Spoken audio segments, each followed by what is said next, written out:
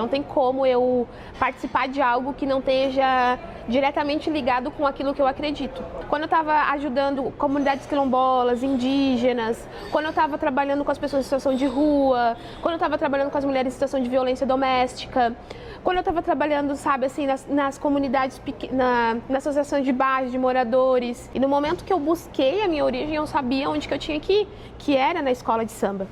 Mas foi um desafio. São os homens que ditam as regras, mas são as mulheres que fazem o carnaval acontecer.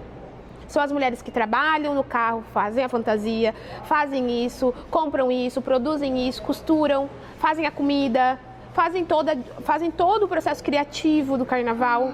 E no final, quem fica com toda essa visibilidade, né, são os homens. E aí a gente fez o quê? Né?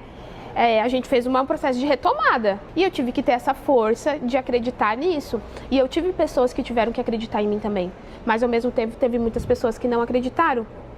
É aí que está a estrutura de como a sociedade vê as mulheres, e principalmente as mulheres negras. Existe um Brasil sem uma mulher negra? Não existe. Não existe um Brasil sem uma mulher indígena. E essa luta, essa resistência foi o que me colocou à frente disso, assim. Gente, são várias realidades que atravessam um único corpo. A coisa mais incrível que eu já fiz foi conduzir um carnaval. Me coloquei no lugar certo, na hora certa, fazendo a coisa certa. O enredo que a gente escreveu, as fantasias que a gente fez, o samba que foi escrito, as representatividades que foram evocadas, tudo aquilo mostrou do que eu sou capaz e do que as pessoas que estavam junto comigo eram capazes também. A gente estava falando com verdade, com propósito, com coragem, porque eu não deixei meu filho em casa sendo cuidado pela minha mãe, que é isso que a gente tem que fazer, terceirizar o cuidado para poder continuar a cultura, poder continuar a história, poder continuar a memória, para não fazer de verdade. Então, quando eu me coloquei, foi porque eu acreditava, né? E isso é isso que a gente entrega. A gente não entrega menos do que isso, todos os nossos dias. Sendo artista, sendo cantora, sendo bailarina, sendo carnavalesca, sendo costureira, seja qual for as nossas artes, né? A gente entrega tudo. E no meio de tudo isso a gente tem atravessamentos da realidade, né? Que é a questão financeira, questão política, né? Então o próprio corpo negro ele vai trazer um lugar de representatividade. Hoje eu sou a carnavalesca e quem sabe um dia, né, a presidente da escola, né?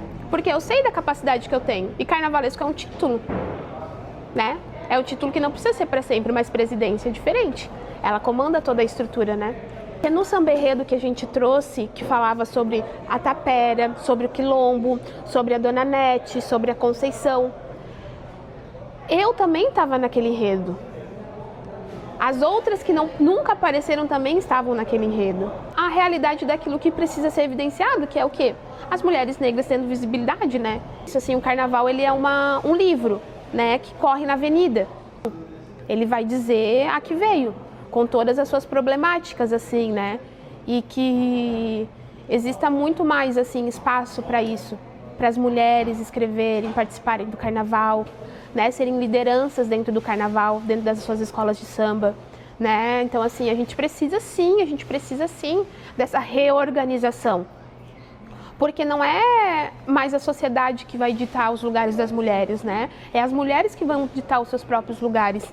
Então não tem carnaval sem as mulheres, não tem carnaval sem mulher, né? Não tem carnaval sem mãe, não tem carnaval sem essas representações. Então por quê que ainda é impedido, né, da gente ocupar esses espaços, né? Então é isso que a gente tem que problematizar. Por que a cultura popular ainda é uma expressão, né, do machismo na sociedade? Preservação da memória está muito ligado aos momentos de troca entre as mulheres. E as mulheres, elas têm essa permissão, né, dos nossos ancestrais de serem, a gente fala muito, né, dos Djeli, que são os contadores de história na África, né, que antigamente, que lá não tem essa de que só o homem faz a fala, ou só o homem conta a história, não, as mulheres também contam isso. E hoje a gente consegue ver dentro da escola de samba que é nítido o quanto que as mulheres conhecem a escola de samba, a história da escola de samba, mas ao mesmo tempo elas estão assim, tipo, esperando alguém falar por elas, porque historicamente foi dado essa não visibilidade, sabe? Então assim, a Conciné, que foi homenageada pela escola, quase 80 anos, 70 e poucos anos. Ela esperou 70 e poucos anos, dando o sangue dela, dando a vida dela, para ser homenageada. E eu falei assim ainda, né? Que bom que a gente pode fazer isso com você viva. Porque a gente tem um erro muito grande quando a gente está falando de homenagear as mulheres negras. Depois que nós partimos, nós voltamos para Aruanda, as pessoas querem lembrar das nossas histórias, das nossas importâncias. Mas aí nós já fomos. Né? É bonito, não deixa de ser bonito. Mas a gente precisa de resgatar esse poder que está dentro da gente, que foi apagado durante muito tempo, pelo cotidiano, por tudo. Né? Então, assim, eu fiquei muito feliz de poder ter trago esse enredo assim, para a Avenida. E o próximo também, né? E outros também virão, assim. E é isso, eu acho que não ter medo, sabe? Não ter medo, assim. É cara feia mesmo e tipo assim, cara feia pra quem não gostou e abraços e beijos pra quem tá junto, porque se o homem não consegue entregar a mesma qualidade do que a gente tá lá sendo aplaudido, o mínimo que eu quero que é quando eu entregar tudo é que as pessoas falem assim, ó, parabéns.